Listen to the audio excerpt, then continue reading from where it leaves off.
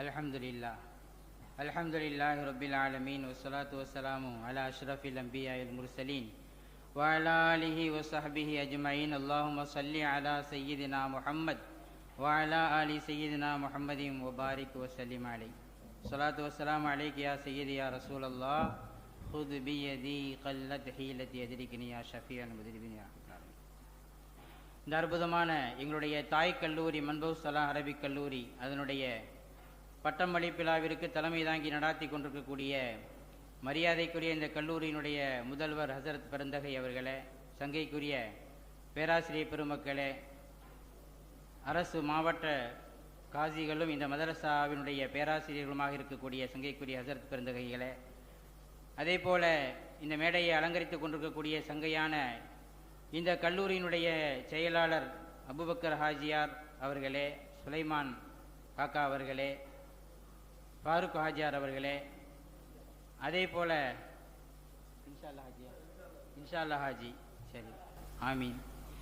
அதே போல இங்கே இந்த நிகழ்ச்சியினுடைய கதாநாயகர்களாக நேற்றே கேட்டாங்க சில பேர், அங்கே கதாநாயகின்னு சொன்னீங்களே நிஸ்வான் மாசாவில் அப்படின்னு கேட்டாங்க. உண்மையிலே நிகழ்ச்சிக்கு கதாநாயகர்கள் அதே போல ரெண்டு பேரும் ஜோடிகள் அல்ல, இருந்தாலும் கூட நிகழ்ச்சியினுடைய கதாநாயகர்கள் என்பது இவர்கள் தான். அதை நாம் ஒப்புக்கொள்ள வேண்டும். ஒவ்வொரு நிகழ்ச்சிக்கும் ஒரு கதாநாயகர் இருப்பார். நம்முடைய நிகழ்ச்சியினுடைய கதாநாயகர் இவர்களுக்குத்தான் நாம் ஒன்று கூடி இருக்கிறோம் இங்கே. அந்த அடிப்படையில் அருமையான ஜமாத்தார்களே, ஆண்டோர்களே, சான்றோர்களே, அல்ஹம்துலில்லாஹ், இந்த பட்டம் வாங்கக்கூடிய இந்த அருமையான மசலைகளுக்கு ஒரே ஒரு செய்தி தான், அது கண்டிப்பாக 10 நிமிடத்திற்குள்ளே தான் இருக்கும் இன்ஷா அல்லாஹ். ஒரு செய்தி என்னன்னு சொன்னால், நீங்கள் இந்த மதரசாவில் கல்லூரிக்கு நுழைவதற்கு முன்னாலே உங்களுக்கு இருந்த இல்மை விட, அறிவை விட இப்பொழுது எவ்வளவோ நீங்கள் மேம்பட்டிருக்கிறீர்கள், சந்தேகமே இல்லை. இங்கே இருக்கக்கூடிய ஆசிரியர் பெருமக்கள் எல்லாம் உங்களை அந்த அளவுக்கு வார்த்து வளர்த்து எடுத்திருக்கிறார்கள். அப்பாஸ் ஹசர் சொன்னது போல அறிவு மேம்பட்டு கொண்டே இருக்க வேண்டும், இது போதாது. இந்த பட்டம், இந்த சன்னதி என்பது ஒரு புள்ளி தான், இதற்கு மேல் தான் நீங்கள் கோலமிட வேண்டும். உங்களுடைய அறிவை நீங்கள் அப்டேட் செய்து கொண்டே இருக்க வேண்டும், மரணம் வரைக்கும் அப்டேட் செய்து கொண்டே இருக்க வேண்டும் என்பதெல்லாம் நமக்கு தெரிந்த விஷயம். ஆனால் எந்த சூழ்நிலையிலும் ஒரு விஷயத்தை நாம் நினைவில் வைத்துக் கொள்ள வேண்டும். அறிவு வளர்ந்தாலும் சரி, அதிகாரம் வந்தாலும் சரி, அறிவு வளர்ந்தாலும் சரி, அதிகாரம் வந்தாலும் சரி, ஆணவம் மட்டும் ஒருபோதும் வாழ்க்கையில் வந்துவிடவே கூடாது. நாம் எல்லாம் கற்றுவிட்டோம் என்கிற மமதை நிச்சயமாக நம்முடைய மஸ்லஹி பிள்ளைகளிடத்தில் இருக்கவே இருக்காது. எனவே அறிவை அவர்கள் மேம்பட்டு கொண்டே இருப்பார்கள். பணி செய்கிற இடங்களுக்கு போனாலும் கூட பணிவு என்பது, எல்லா காலங்களிலும் பணிவு என்பது அவரிடத்தில் மேலோங்கி கொண்டே இருக்கும். அதனால் அல்லாஹ் அவர்களுக்கு மிகப்பெரிய சிறப்பை கொடுத்து கொண்டே இருப்பான் என்பது சந்தேகம் இல்லை. பாருங்க, காரல்லது இந்தஹு இல்முல் கிதாப், அல்லாஹ் சொல்றான் குர்ஆன்ல, வேத ஞானம் கொடுக்கப்பட்ட ஒரு அறிஞர். அவருடைய ஒரு சிம்பிளான ஒரு விஷயத்தை மனசுல வச்சுக்கிடுங்க. உலகத்தையே கட்டி ஆண்ட அரசர் சுலைமான் நபி அலைஹிஸ்ஸலாம், உலகத்தையே கட்டி ஆண்ட அதிகாரம் கொடுக்கப்பட்ட, மிகப்பெரிய அதிகாரம் கொடுக்கப்பட்ட அரசர் சுலைமான் அலைஹிஸ்ஸலாம், இவருடைய வாயிலிருந்து வரக்கூடிய வார்த்தைகளையும் பாருங்கள். சும்மா ஒரு நாட்டுக்கு வல்லரசு நாடு என்று சொல்லக்கூடிய ஒரு நாட்டுக்கு அதிபராக இருக்கக்கூடிய ட்ரம்ப், அவருடைய வாயிலிருந்து வரக்கூடிய ஆணவமான வார்த்தைகளையும் பாருங்கள். அதனால் ஏற்பட்ட விளைவுகள் என்ன அப்படின்னு நீங்க யோசிக்கணும். எப்பேற்பட்ட அறிவு கொடுக்கப்பட்ட ஒருத்தர் சுலைமான் நபி அரசவையில் இருந்தாரு. உங்களுக்கெல்லாம் தெரிஞ்ச சம்பவம் சாட்டா முடிச்சிடலாம். என்னன்னா, பல்கீஸ் ராணியுடைய சிம்மாசனத்தை மிக குறுகிய காலத்தில் கொண்டு வந்து இந்த அரசவையிலே வைப்பது யார்? இதுதான் சேலஞ்ச், சவால். இப்போ ஒரு ஜின்னு சொன்னது, பலம் வாய்ந்த சின்ன சொன்னது, நான் சபையில் இருந்து எழுந்து செல்வதற்கு முன்னால் கொண்டு வருவேன். அது வரைக்கும் அந்த ஆசிமுன் வரைக்கும் அமைதியாக தான் இருந்தார். எப்பவுமே அறிவு இருக்குல்ல, நிறைகுடம் தழும்பாது. நான் நான் என்று முந்திக் கொண்டு எந்திரிக்காது, நான் தான் எல்லாம் என்று சொல்லாது. ஆசிபுன் பர்கியா என்கிற அறிவு கொடுக்கப்பட்ட வரைக்கும் அமைதியாகத்தான் இருந்தார், அடக்கமாக இருந்தார். ஆனால் சுலைமான் நபி மறுபடியும் சவால் விடுகிறார்கள். என்னன்னா, இதை விட குயிக்கா யாரு கொண்டு வர முடியும் அந்த அரியாசனத்தை என்று கேட்டபோது, இப்ப சவாலை சந்திக்கணும். மஸ்லஹி பிள்ளைகளுக்கு நான் சொல்லக்கூடிய ஒரு விஷயம் என்னன்னா, நாம் ஆணவத்தில் எப்பொழுதுமே ஆடவ மாட்டோம். ஆனால் அதே நேரத்தில் சவால் என்று வந்துவிட்டால் சந்திப்போம். உடனே அவர் எந்திரிக்கிறார். ஆனா ஆத்தி கபிஹி கபுல எர்த்தத்த இலைக்க தருப்புக்க, கண் மூடி முழிக்கின்ற சிமிட்டுகிற ஒரு செகண்ட்ல அந்த சிம்மாசனத்தை இந்த அரசவைக்கு கொண்டு வந்து காட்டுகிறேன், அந்த சேலஞ்சை நான் ஏத்துக்கிறேங்கிறார்.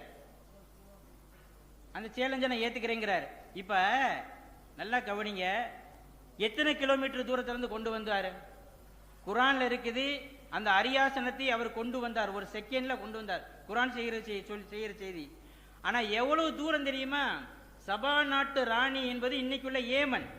இந்த ஏமனுக்கும் சுலைமான் நபி இருக்கிற அரசவைக்கு மத்தியில கிட்டத்தட்ட 2200 கிலோமீட்டர் 2200 கிலோமீட்டர் தூரத்தில் இருக்கிற ஒரு பொருளை, பெரிய சிம்மாசனத்தை, பிரம்மாண்ட அருஷன் அதீம், பிரம்மாண்டமான சிம்மாசனத்தை கண் சிமிட்டுகிற செகண்ட்ல எப்படி கொண்டு வந்தார்? இது மிகப்பெரிய அறிவு. அல்லாஹ் சொல்றான், இந்த இல்முல் கிதாப், மிகப்பெரிய அறிவு. இன்னைக்கு நம்ம விஞ்ஞானம் எவ்வளவு தூரத்தில் இருக்கு தெரியுமா? இன்னைக்கு 2026 இருக்கக்கூடிய லாஸ்ட் அப்டேட் விஞ்ஞானத்தினுடைய உச்சம் என்னன்னு சொன்னா, அவன் இந்த அளவுக்கு ஒத்துக்கிறான். என்னன்னு சொன்னா, எங்களுக்கு வானத்துல ஆகாயத்துல ஒரு மர்மம் இருக்கிறது என்று தெரிகிறது. ஐன்ஸ்டீன் சொல்லியிருக்கிறான், த டைம்ஸ் ரிலேட்டிவிட்டி, காலத்தை பற்றி ஆராய்ச்சி ஒரு புத்தகம்.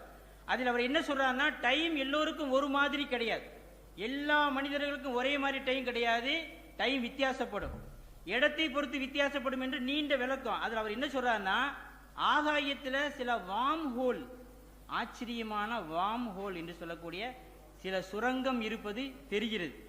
ஆனால் கண்ணுக்கு தெரியல, நாங்க அதை உணர்றோம். அந்த வார்ம் ஹோலுடைய அதிசயம் என்னன்னு சொன்னாங்க பாருங்க. அந்த சுரங்கம் எப்படி இருக்குன்னு சொன்னா, அதனுடைய ஒரு துளை இங்கே என்று சொன்னால் அதனுடைய மறு துளை எத்தனையோ 1000 கிலோமீட்டருக்கு அப்பாலே இருக்கும். ஆனால் அந்த வார்ம் ஹோலுடைய அதிசயம் என்னன்னா, சில நேரத்தில் அது இப்படி வில்லு மாதிரி இப்படி வளைஞ்சு எந்திரிக்கும். அப்படி வளைகிற அந்த செகண்ட் வினாடியில பல 1000 கிலோமீட்டருக்கு அப்பாலே இருக்கக்கூடிய அந்த தூரம், அந்த நுனி, அந்த ஓட்டை இந்த ஓட்டையோடு சட்டுன்னு இணைஞ்சிட்டு விரியும். இந்த ஆச்சரியமான வார்ம் ஹோல் ஆகாயத்தில் ஆங்காங்கே இருக்கிறது. ஆனா எங்கன இருக்குன்னு கரெக்டா சொல்ல முடியாது, எங்களால இருக்கு.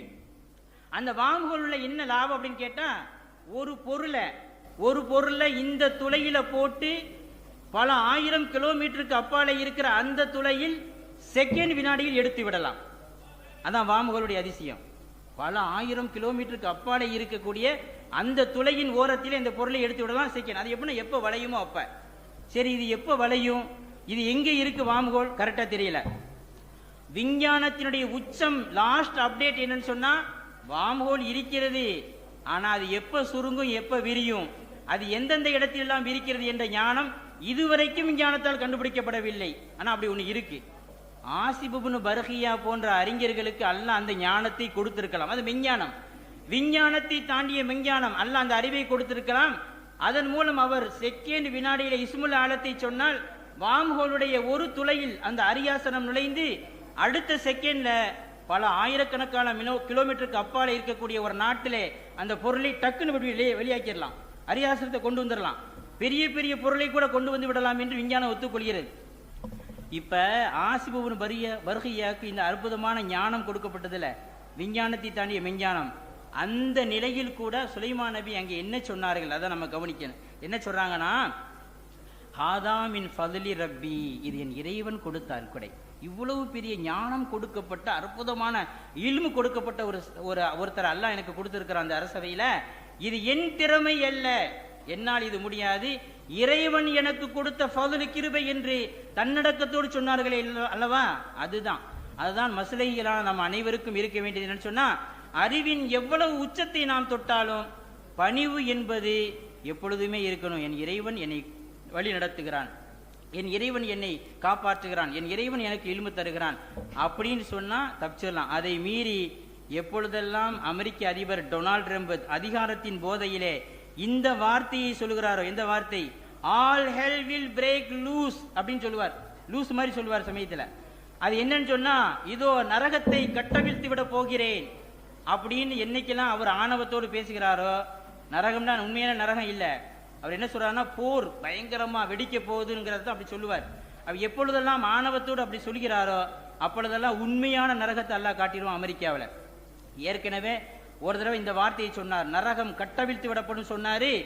என்னாச்சுங்க, பயங்கரமான காட்டுத்தீ, லாஸ் ஏஞ்சல் அங்கே காட்டுத்தீ பரவி எந்த அளவுக்கு பாதிப்புன்னு சொன்னா, காசா அழிந்து நாசமாகி கிடக்கிற காசாவை மறுபடி கட்டி எழுப்புவதற்கு எத்தனை கோடி, 250 பில்லியன் டாலர் தேவைப்படுமோ அதே அளவுக்கு $1 பில்லியன் தேவைப்படுகிறது அமெரிக்காவில் ஏற்பட்ட அந்த சேதத்தை நிவர்த்தி செய்வதற்கு. அந்த அளவுக்கு கடுமையான சேதம். இப்போ சமீபத்தில் அந்த வார்த்தையை விட்டார், நரகத்தை நான் கட்டவிழ்த்து விட போகிறேன், நரகத்தை காட்டப் போகிறேன் அப்படின்னு ஈரானுக்கு எச்சரிக்கை விடுத்தார். என்னாச்சு? பனி புயல். அமெரிக்காவிலே வாட்டிக்கொண்டிருக்கக்கூடிய கடுமையான பனி பொழிவு, அது எந்த அளவுக்கு என்று சொன்னால் பெருமக்களே கடுமையான சேதனம். கிட்டத்தட்ட எத்தனை லட்சக்கணக்கான வீடுகள் இருளில் மூழ்கி விட்டது, லட்சக்கணக்கான மக்கள் இறந்து விட்டார்கள் இப்ப ரீசெண்டா. அப்ப எனவே ஆணவத்தின் உச்சியிலே எப்பொழுது ஒரு மனிதன் வார்த்தைகளை விடுகிறானோ அப்பொழுதெல்லாம் அல்லாஹு தஆலா படிப்பினைகளை காட்டுகிறான் என்பதை மனதிலே கொண்டு பெருமக்களே, நாம் அறிவின் உச்சத்தை தொட்டாலும் அதிகாரத்தின் உச்சத்தை தொட்டாலும் நாம் வாழ்க்கையில் எப்பொழுதுமே கடைபிடிக்க வேண்டியதுன்னு சொன்னா பணிவு பணிவு பணிவு. இது இருந்தால் அல்லாஹ் இன்னும் நம்மை மேம்படுத்தி கொண்டே இருப்பான் என்கிற செய்தியை உங்களுக்கு சொல்லிக்கொண்டு, எல்லாம் வல்ல இறைவன் இந்த மதரசாவை பொருந்திக் கொள்வானாக. இந்த மதரசாவின் ஆசிரியர்களின் சேவைகளை அல்லாஹ் பொருந்திக் கொள்வானாக. இந்த மதரசாவிற்காக உழைக்கின்ற நிர்வாகிகள், உத்தமர்கள், கொடை வள்ளல்கள், அதே போல இங்கே படிக்கக்கூடிய மாணவர்கள், பட்டம் வாங்கக்கூடிய மஸ்லைகள் அனைவருக்கும் அல்லாஹு தஆலா எல்லா விதமான அருள் பாக்கியங்களையும் தந்தருள்வானாக. வாஹிர் தவான் அல்ஹம்துலில்லாஹி ரபில் ஆலமீன். அஸ்ஸலாமு அலைக்கும்.